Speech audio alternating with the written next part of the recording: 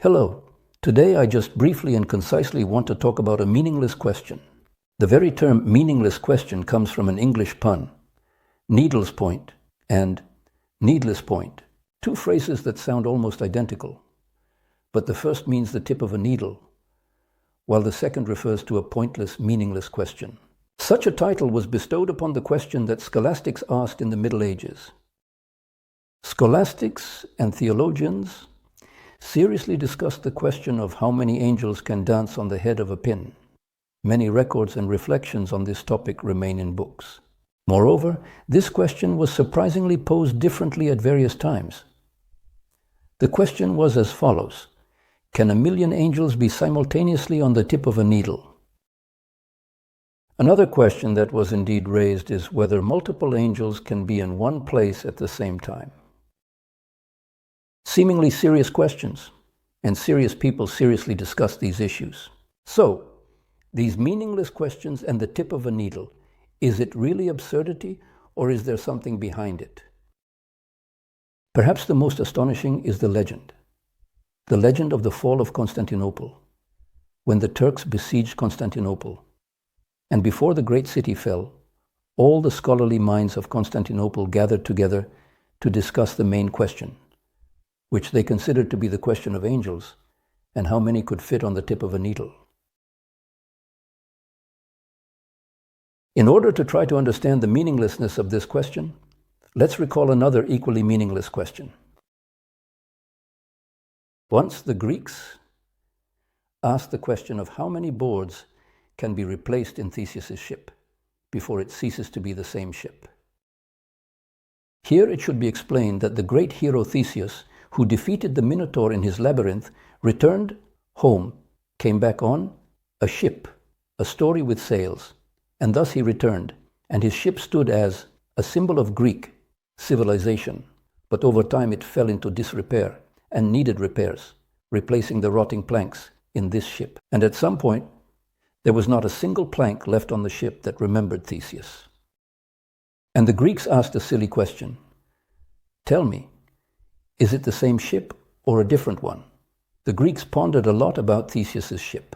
We are certainly much smarter now. You open Wikipedia and you will immediately find the answer to this question, which starts with the fact that the Greeks did not understand, the Greeks did not grasp, but the answer is extremely complex. Let's define what the same ship is, and everything will become clear. Let's say how many boards should be the same. Let's determine that, and that's it. And the question will disappear. The question will disappear. But there will also be no understanding of what the Greeks wanted to convey.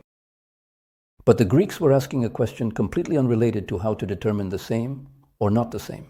They asked, tell me, if there is a concept, any concept, and we assign a definition to this concept and list the properties that a phenomenon must have in order to be called by this concept, then please tell me, how many of these properties can disappear from this definition?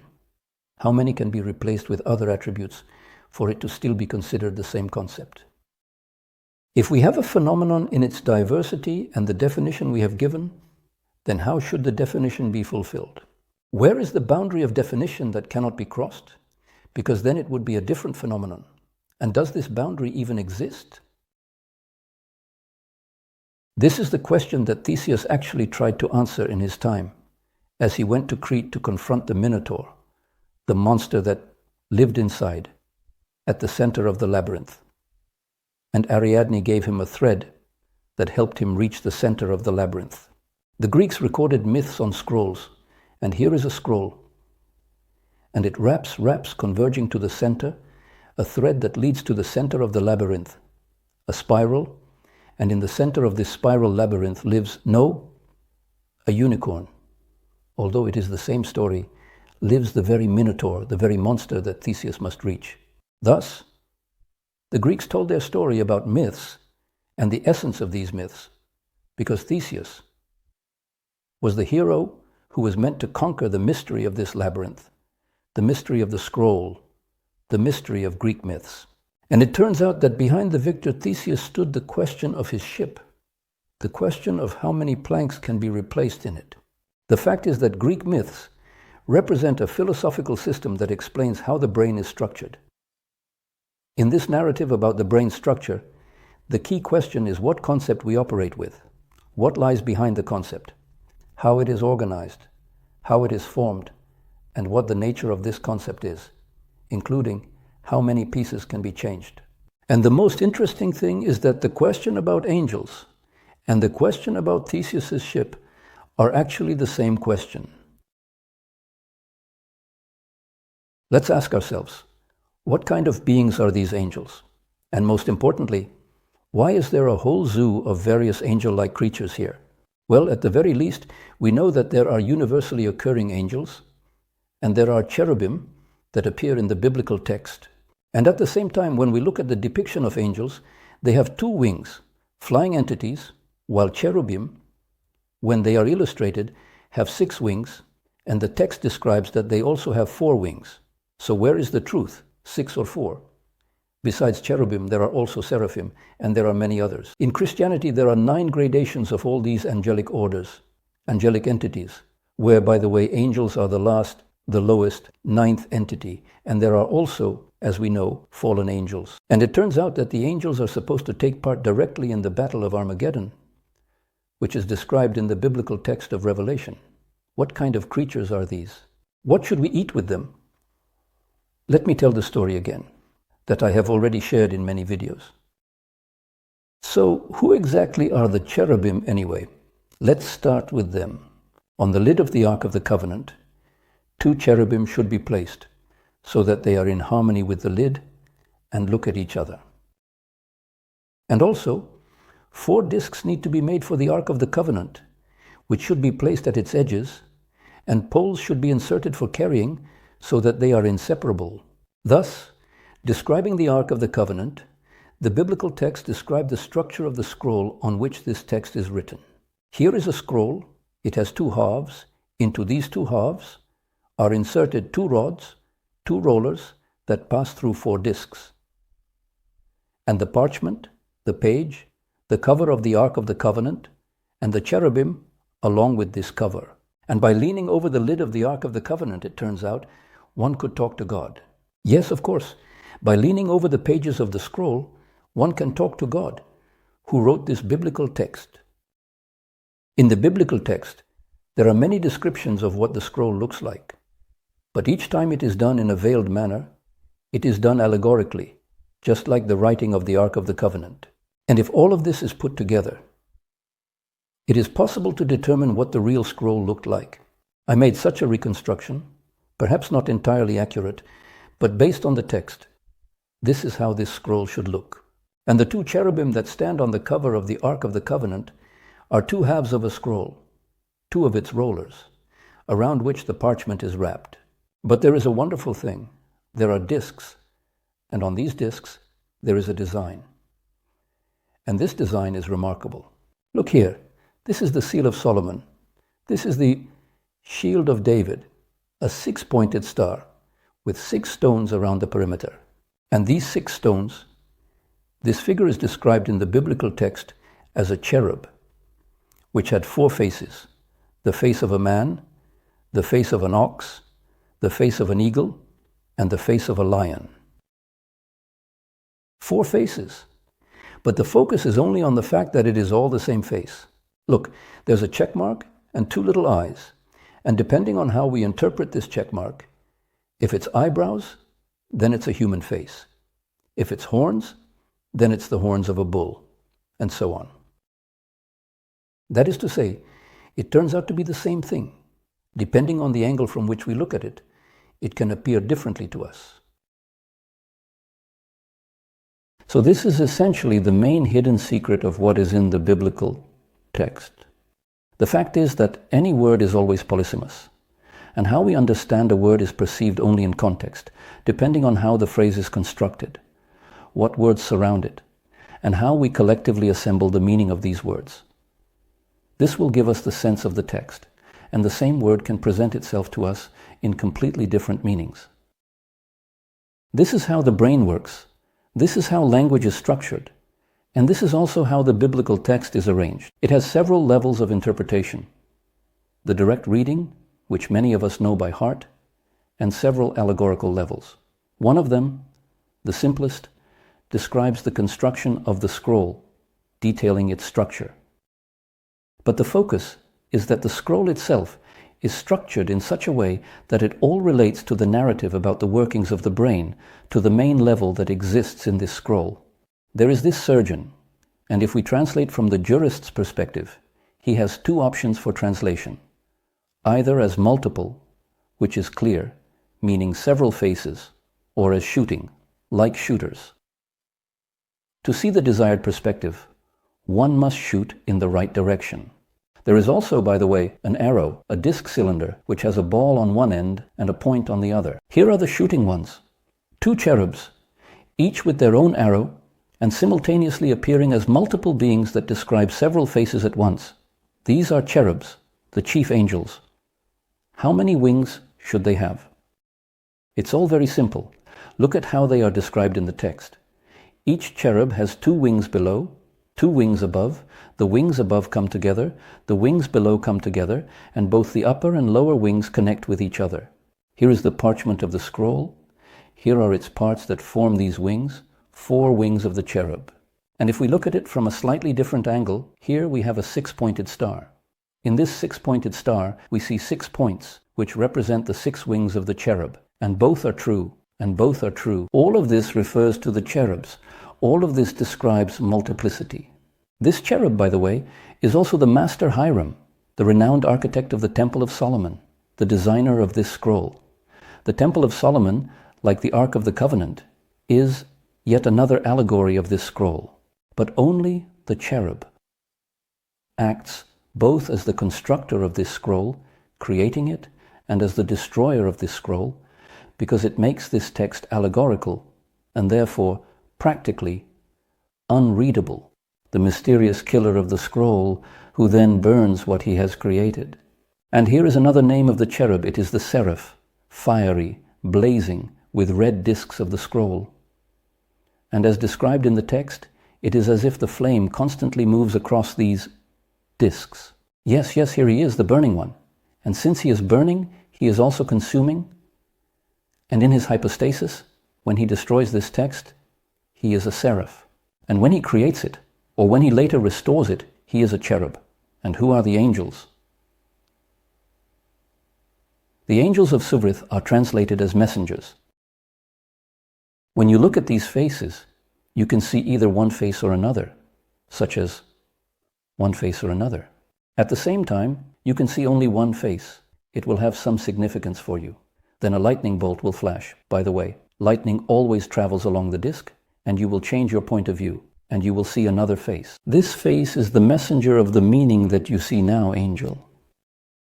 This is the same cherub, but only when you see one face. This is a messenger. This is the meaning that you choose right now. And this one single meaning that you choose right now is the lowest position in the hierarchy of angels. An angel, a messenger. That is the specific meaning that you see in all of this right now.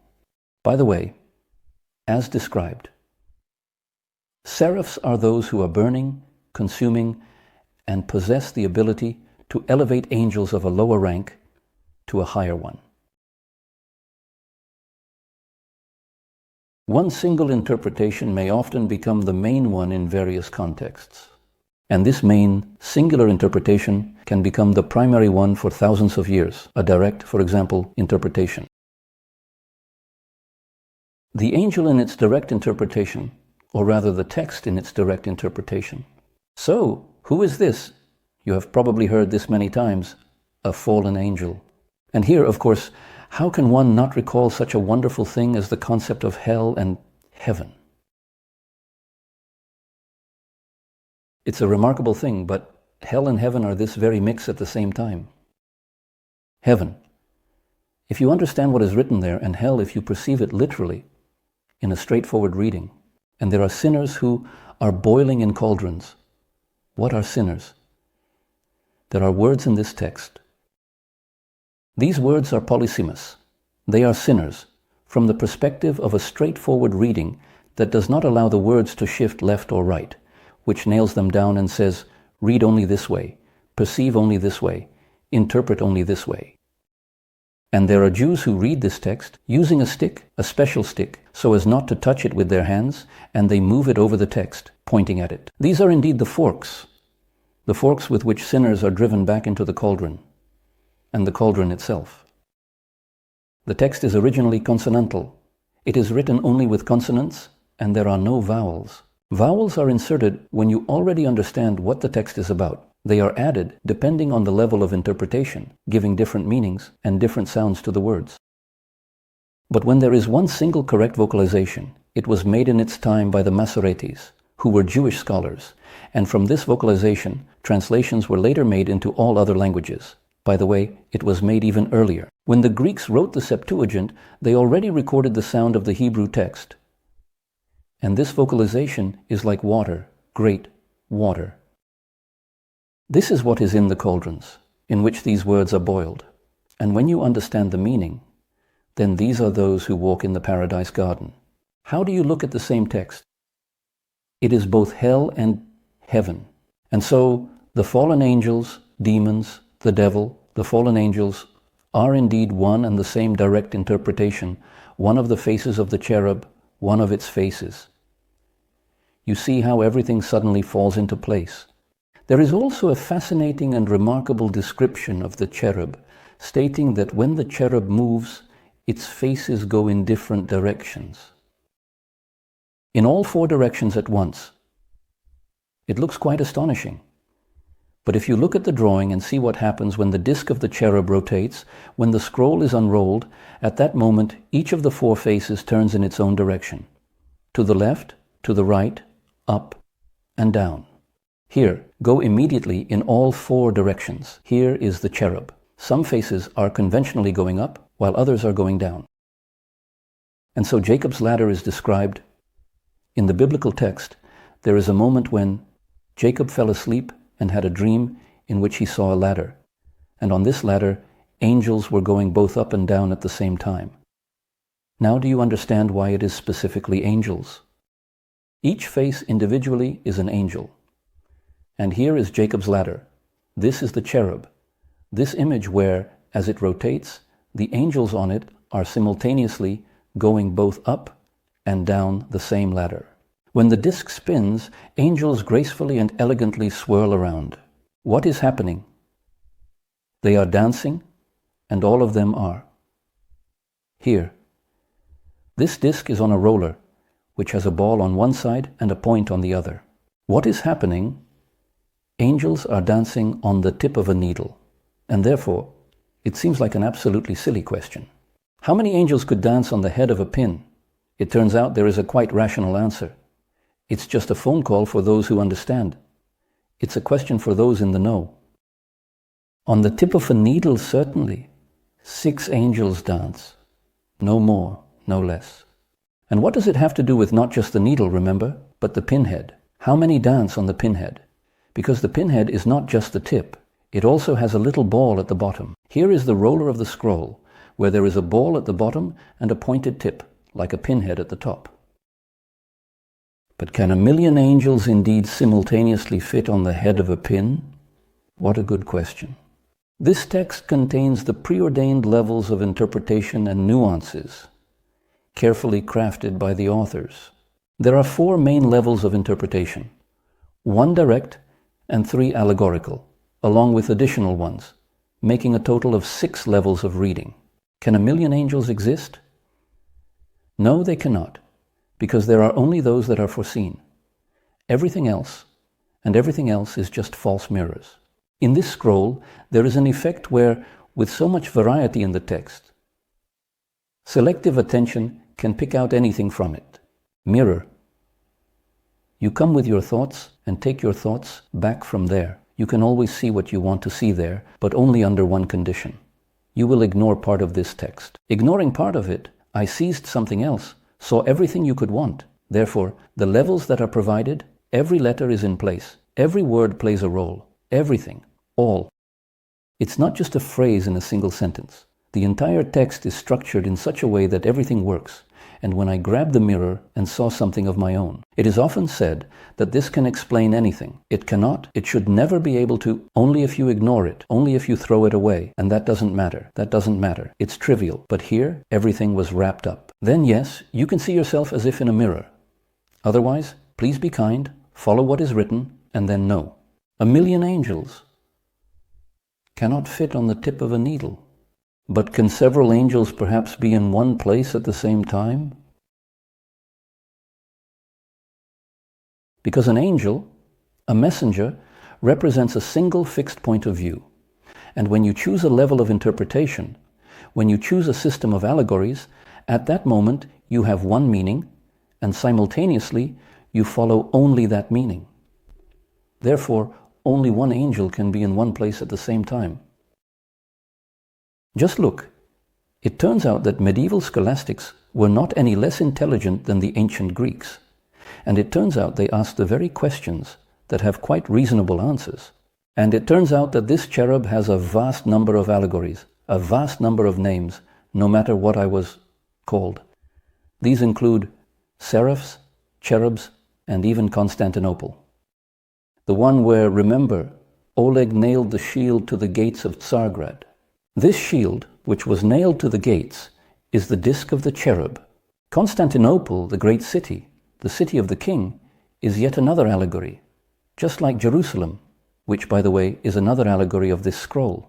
And in this scroll, when it was taken by the Turks, when the direct reading came to capture and retain this great city, at that moment, indeed, a discussion was actually taking place inside this scroll about angels and how many of them could fit on the very tip of a needle.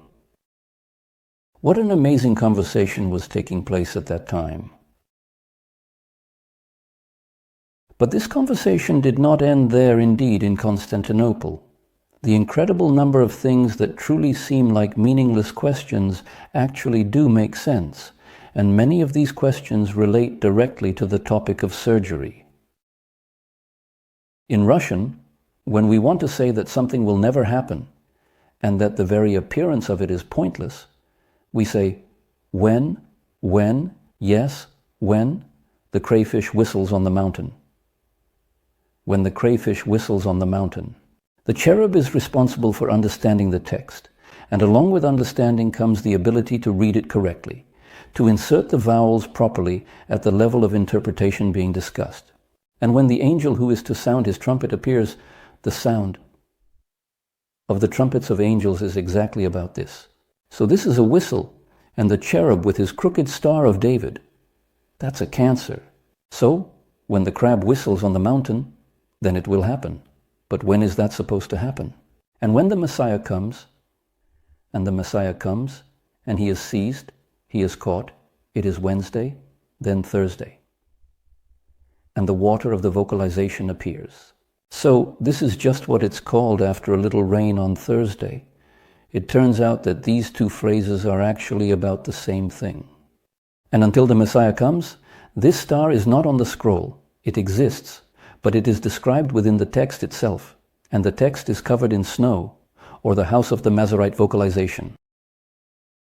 And right now, at this particular moment in time, this text, this is where the crabs hibernate.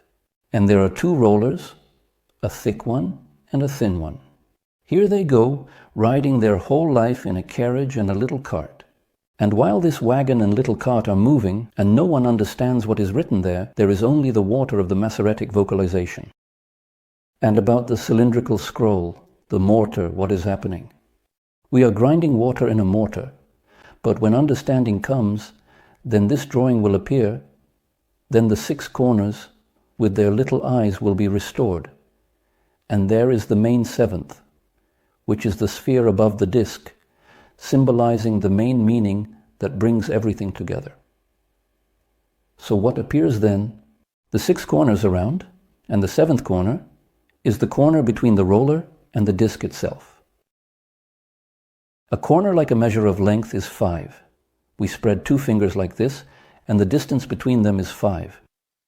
And when something very smart comes along, they say 7 spans on the forehead, 7 corners that should appear on the forehead of light. And the most surprising thing is that there are dozens of such phrases, both decent and indecent, which are actually a cultural code that did not arise on its own. Well, something suddenly came to mind. The others repeated it, liked it, picked it up. Nothing like that. All culture, whether ours, Jewish, English, or global culture, indeed all cultures are created around this theme. And when someone asks a silly question, whether it be the Greeks pondering the ship of Theseus, or medieval scholastics discussing angels on the tip of a needle, and when the conversation revolves around the nature of words and the nature of concepts, they are not always fools. Sometimes we simply do not fully understand what is being discussed. And so, let us remember the great phrase that exists in all cultural codes: he who laughs last, laughs best. Thank you for your attention.